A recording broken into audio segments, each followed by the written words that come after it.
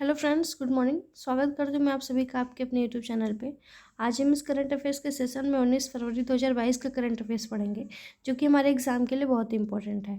ठीक है, तो हमारी वीडियो पे लास्ट तक बने रहें। अगर हमारा वीडियो अच्छा लगे तो चैनल को सब्सक्राइब करिए, बेल आइकन को प्रेस करिए, जिससे हमारी सारी वीडियो आप तक पहुँच पाए। तो चलिए चलते हैं करंट अफेयर्स के सेशन में। हमारा फर्स्ट क्वेश्चन है, कोप साउथ 22 अभ्यास किन किन देशों के बीच आयोजित होगी? तो ऑप्शन ए है भारत और बांग्लादेश, बी है भारत और फ्रांस, सी है भारत और चीन, डी है बांग्लादेश और संयुक्त अमेरिका।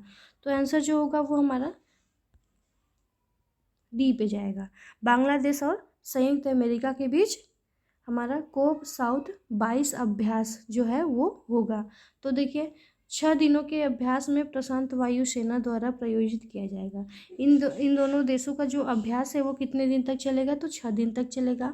आइए देखते हैं भारत के महत्वपूर्ण सैन्य अभ्यास 2021 के जितने भी भारत के महत्वपूर्ण सैन्य अभ्यास हैं, आइए उनके बारे में जानते हैं। तो देखिए, सिम्बकेस जो 2021 नौसेना अभ्यास था वो किसके किसके बीच हुआ था? तो भारत और सिंगापुर के बीच हुआ था।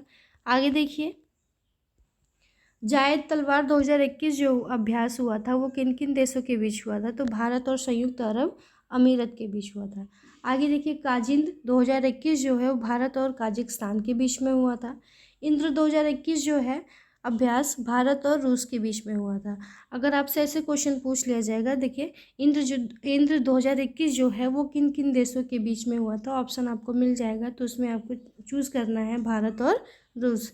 अब देखिए आगे है कॉर्पेट 2021 जो है वो कहाँ हुआ था? तो भारत और इंडोनेशिया में हुआ था। इंडो थाई कॉर्पेट जो है वो भारत और थाईलैंड के बीच में हुआ था। एम्फैक्स 21 जो है वो भारत की तीनों सेनाओं में हुआ था। और ये बहुत इंपॉर्टेंट है।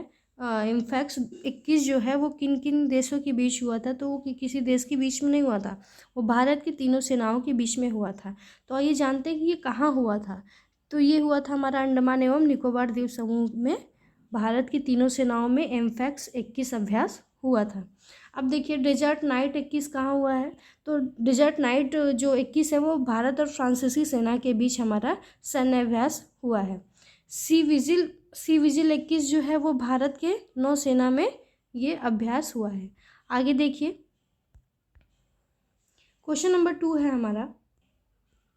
क्वेश्चन 2 है, हाल ही में भारत के पहले राष्ट्रीय समुद्री सुरक्षा समन्वयक चुने गए हैं। तो ऑप्शन ए है हमारे अशोक कुमार, बी है एडमिरल हरि कुमार, सी है चीफ जनरल एम नारवणे जी, डी है इनमें से कोई नहीं। तो आंसर जो होगा वो ऑप्शन ए पे जाएगा। हाल ही में अशोक कुमार जो है वो भारत के पहले राष्ट्रीय समुद्री सुरक्षा समन्वयक चुने गए हैं।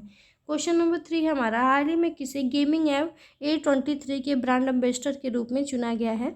तो हाल ही में गेमिंग ऐप जो है वो A23 के ब्रांड एम्बेसडर के रूप में किसे चुना गया है? तो ऑप्शन ए है हमारा अक्षय कुमार, बी है शाहरुख खान, सी है अभिषेक बच्चन, डी है इनमें से कोई नहीं। तो जो आंसर होगा वो शाहरुख खान। हाल ही में शाहरुख खान को गेमिंग ऐप A23 के ब्रांड एम्बेसडर के रूप में चुना गया है। आगे देखिए, क्वेश्चन 4 है हमारा, federation of association in India tourism and hospitality का जो विज़न है वो दस्तावेज कब जारी किया जाएगा? तो इस विज़न का जो दस्तावेज है, फेथ विज़न जिसको बोल रहे हैं, फेथ विज़न का जो दस्तावेज है वो कब जारी किया जाएगा? तो ऑप्शन ए है हमारा 2023 में, बी है 2030 में, सी है 2035 में, और डी है इनमें से कोई नहीं। तो जो फेथ विज़न का दस्तावेज है वो जारी कब किया जाएगा? तो 2035 में हमारा इस फेथ विज़न का दस्तावेज जारी किया जाएगा। अब देखिए, नकुल आनंद फेथ विज़न के अध्यक्ष हैं। आगे देखिए, फेथ का फुल फॉर्म क्या है? Federation of association in Indian tourism and hospitality, ये इसका फेथ का फुल फॉर्म है। आगे देखिए, क्वेश्चन 5 है हमारा, हाल ही में किस बैंक ने तीनों बैंकिंग तकनीकी पुरस्कार जीते हैं? तो वो कौन सा बैंक है जिन्होंने 3 बैंकिंग तकनीकी पुरस्कार जीता है? तो ऑप्शन ए है हमारा नाबार्ड, बी है HDFC, सी है कर्नाटक बैंक, डी है इनमें से कोई नहीं। तो जो आंसर होगा वो कर्नाटक, सी होगा हमारा ऑप्शन। कर्नाटक बैंक ने हाल ही में 3 बैंकिंग तकनीकी पुरस्कार जीते हैं। अब देखिए, कर्नाटक बैंक की जो स्थापना हुई है वो कब हुई है? तो 18 फरवरी 1924 को हुई है। कर्नाटक बैंक का जो मुख्यालय है वो कहाँ है? तो मंगलुरु कर्नाटक में है। देखिए आगे क्या है, कर्नाटक बैंक के एमडी और सीईओ कौन है, तो महाबलेश्वर एमएस। अगर आपसे पूछा जाए कि जो कर्नाटक बैंक है उसकी स्थापना कब हुई है, तो 18 फरवरी 1924 को हुई है। इसका मुख्यालय कहाँ है, तो मंगलुरु कर्नाटक में है। और इसके सीईओ और एमडी कौन है, तो महाबलेश्वर एमएस। अब आगे देखिए, क्वेश्चन 6 है हमारा, हाल ही में प्रसिद्ध कन्नड़ लेखक और कवि का निधन हुआ है, वो कौन थे। तो हाल ही में एक प्रसिद्ध कन्नड़ लेखक और वो कवि भी थे, उनका निधन हाल ही में हुआ है, तो वो कौन थे। तो ऑप्शन है हमारा बप्पी लाहिरी जी, बी है संध्या मुखर्जी, सी है चिन्नावीरा कान्वी और डी है इनमें से कोई नहीं। तो जो आंसर होगा वो सी जाएगा। चिन्नावीरा कान्वी हाल ही में एक प्रसिद्ध कन्नड़ लेखक और कवि थे, उनका हाल ही में निधन हुआ है। अब देखिए आइए थोड़ा जानते हैं, इन्हें अक्सर समन्वयक कवि मतलब सुलह के कवि के रूप में जाना जाता था। ठीक है, कान्वी को उनके काम जीवा ध्वनि के लिए 1981 में उन्हें साहित्य अकादमी पुरस्कार मिला। चलिए आगे देखते हैं हमारा क्वेश्चन 7। देखिए क्वेश्चन 7 है हमारा, हाल ही में किसने 2021 फीफा क्लब विश्व कप चैंपियन जीता है। तो ऑप्शन ए है हमारा बायर्न मुनिख, और बी है टाइग्रेस यूएनएल, और सी है अल हली एससी, और डी है चेल्सी। हाल ही में चेल्सी ने 2021 फीफा क्लब का विश्व कप जीता है। तो इंग्लिश क्लब चेल्सी ने 2021 फीफा क्लब विश्व कप फाइनल जीतने के लिए ब्राज़ील के क्लब पाल्मेराइस को 2-1 को हराया है। आगे देखिए क्वेश्चन 8 है हमारा, भारत के केरल राज्य का पहला कारवा पार्क कहाँ बनाया गया है। तो ऑप्शन ए है तिरुवनंतपुरम, बी है कोल्लम, सी है इडुक्की वागोमन, और डी है इनमें से कोई नहीं। तो सी जो इडुक्की है, इडुक्की में केरल में इडुक्की है, इडुक्की का पहला कारवा पार्क बनाया गया है। तो केरल का पहला कारवा पार्क इडुक्की के ज़िले में स्थित एक सुंदर हिल स्टेशन वागामोन में बनने के लिए तैयार है। अब देखिए केरल की राजधानी कहाँ है, तो केरल की राजधानी तिरुवनंतपुरम है। केरल के राज्यपाल कौन है, तो आरिफ मोहम्मद खान जी हैं। और केरल के मुख्यमंत्री कौन है, तो पिनाराई विजयन जी हमारे केरल के मुख्यमंत्री हैं। आगे देखिए क्वेश्चन नंबर 9 है, हाल ही में कहाँ जल टैक्सी सेवा को हरी झंडी दिखाई गई है। तो ऑप्शन ए है हमारा उत्तराखंड, बी है मध्य प्रदेश, सी है राजस्थान, डी है मुंबई। तो आंसर जो होगा वो डी जाएगा, मुंबई। हाल ही में मुंबई में जल टैक्सी सेवा को हरी झंडी दिखाई गई है। तो देखिए केंद्रीय बंदरगाह, नौवाहन और जल मार्ग और आयुष मंत्री सर्बानंद सोनोवाल ने मुंबई महाराष्ट्र के नागरिकों के सबसे प्रशिक्षित जल टैक्सी को वस्तुतः हरी झंडी दिखाई है। महाराष्ट्र के जो राज्यपाल हैं वो कौन है, तो भगत सिंह कोश्यारी जी हैं। और महाराष्ट्र की जो राजधानी है वो मुंबई है। महाराष्ट्र के जो मुख्यमंत्री हैं वो उद्धव ठाकरे जी हैं। आगे देखिए क्वेश्चन 10 है हमारा, हाल ही में dignity in a digital age making tech work for all us नामक पुस्तक किसके द्वारा लिखी गई है। तो ऑप्शन ए है बिल गेट्स, बी है रो खन्ना, सी है सैमुअल मोयन, और डी है इनमें से कोई नहीं। तो आंसर जो होगा वो रो खन्ना। हाल ही में रो खन्ना ने dignity in a digital age making tech work for all us नामक पुस्तक लिखी है।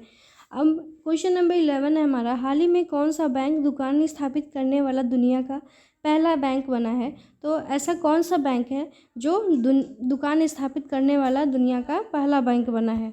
आगे तो ऑप्शन ए है हमारा नाबार्ड, बी है आरबीआई, सी है एचडीएफसी, डी है जेपी मॉर्गन। आंसर जो होगा वो ऑप्शन डी पे जाएगा, जेपी मॉर्गन हाल ही में बैंक दुकान स्थापित करने वाला दुनिया का पहला बैंक बना है।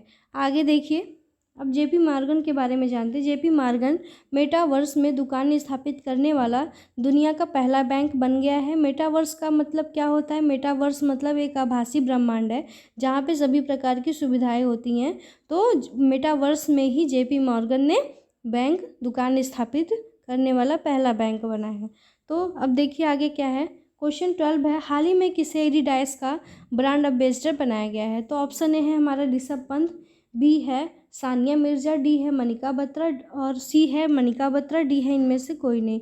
तो जो आंसर होगा सी। हाल ही में मनिका बत्रा एक टेबल टेनिस प्लेयर है जिनको हाल ही में एडिडास का ब्रांड एम्बेसडर बनाया गया है।